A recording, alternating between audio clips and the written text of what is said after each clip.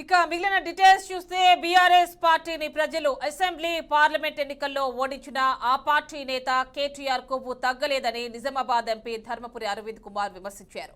లగచర్లలో collector పై కుట్రలో కేసీఆర్ హస్తముందన్నారు. ఇక ఈసంపల్లిలో నాపై జరిగిన దాడిపై కూడా కేటీఆర్ ప్రమేయం ఉందని, దీనిపై పార్లమెంట్ ప్రివిలైజేషన్ కమిటీకి కూడా ఫిర్యాదు చేశానన్నారు. ఎన్నికల్లో 38 సీట్లలో గెలిచిన బీఆర్ఎస్ పార్టీని నామరూపాలు లేకుండా చేయాల్సిన అవసరం ఉందన్నారు. ఎన్నికల్లో ఓడినా కేటీఆర్ కు ఇంకా కొవ్వు తగ్గలేదని, అందుకే కలెక్టర్ మీద దాడి చేయించాడని విమర్శించారు. ప్రభుత్వాలు పార్టీలను ప్రజలు 5 ఏళ్లకు ఎన్నుకుంటారని, పని చేయకపోతే ప్రజలే దించేస్తారని దాడులు ఎందుకని ప్రశ్నించారు. లగచర్ల ఈసంపల్లి ఘటనలో ఎంక్వైరీ పక్కాగా చేసి కేటీఆర్ ను జైల్లో వేయాలన్నారు.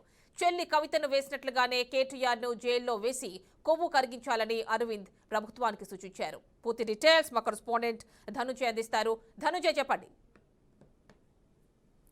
థ్యాంక్ యూ యావని. ప్రస్తుతం మనం చూస్తున్నాం నిజామాబాద్ జిల్లాతో పాటు యావత్ తెలంగాణ రాష్ట్రంలో పాలిటిక్స్ హీట్ గా మారుతున్నాయి. ఎందుకంటే విమర్శలు ప్రతి విమర్శలతో దాడులు సైతం చేస్తున్న పరిస్థితి మనం చూస్తున్నాం.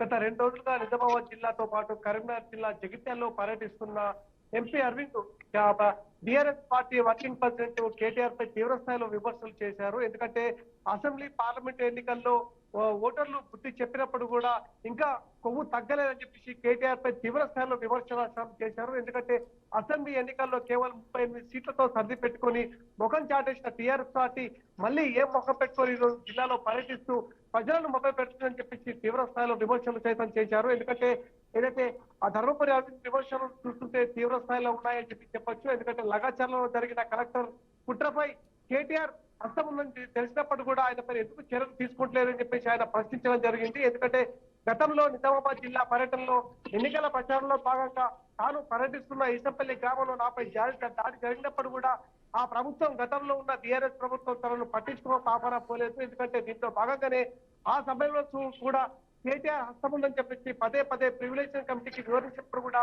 దీనిపై ఆ సమయంలో బీఆర్ఎస్ ప్రభుత్వం పట్టించుకున్న పాపారా పోలేదని చెప్తున్న పరిస్థితి మనం చూస్తున్నాం. ఈ రకంగా ఎన్నికల్లో ఓడినప్పుడు కూడా ప్రజల్లో నుంచి తీవ్ర స్థాయిలో వ్యతిరేకత ఉన్నప్పుడు కూడా ఇప్పటికి కూడా మరింత కొవ్వు తగ్గకుండా విమర్శలు చేస్తూ ఈ రోజు పబ్బం గడుపుతున్నారు తప్ప ప్రజలకు ఒరగపెట్టింది ఏమీ లేదని చెప్తున్నారు. గడిచిన 10 సంవత్సరాల్లో బీఆర్ఎస్ ప్రభుత్వం చేసిన అవినీతి అక్రమాలను ఒక్కొక్కటిగా బయటకు వస్తున్నప్పుడు కూడా వాటిపై చర్యలు తీసుకునేందుకు సైతం కాంగ్రెస్ ప్రభుత్వం ఎందుకు ముందుకు పోవట్లేదని చెప్పేసి తీవ్ర స్థాయిలో విమర్శించారు. ఇప్పటికే నిజామాబాద్ జిల్లాతో పాటు యావత్ తెలంగాణ రాష్ట్రంలో పార్టీ అసెంబ్లీ స్థానాలతో పాటు పార్లమెంట్ లో పూర్తి స్థాయిలో ఓడిపోయినప్పుడు కూడా కేటీఆర్ మధ్య ప్రమించి ఇష్టానుసారంగా మాట్లాడుతున్నారని చెప్పేసి ఈ రోజు ఎంపీ అరవింద్ తీవ్ర స్థాయిలో విమర్శలు చేశారు. ఈ విధంగా చూస్తుంటే ఇప్పటికైనా స్పందించాల్సిన అవసరం ఉంది. ఎందుకంటే కేటీఆర్ పై చర్యలు సైతం తీసుకోవాలని చెప్పేసి మేము బీజేపీ పార్టీ తరఫున ఒత్తిడి సైతం చేస్తున్నప్పుడు కూడా ప్రభుత్వం ఎందుకు మీనవేశాలు లెక్క వేస్తుందో అని చెప్పేసి ఆయన ప్రభుత్వ సీఎం రేవంత్ రెడ్డి సైతం ప్రశ్నించడం జరిగింది. ప్రభుత్వం ఇప్పటికైనా స్పందించి ఇలాంటి వ్యక్తులపై కఠిన చర్యలు తీసుకుంటే తప్ప దేశం గాని రాష్ట్రం గాని బాగుపడని చెప్పేసి ఆయన తీవ్ర స్థాయిలో అరవింద్ విమర్శలు సైతం చేశారు. Right Dhananjay, thank you.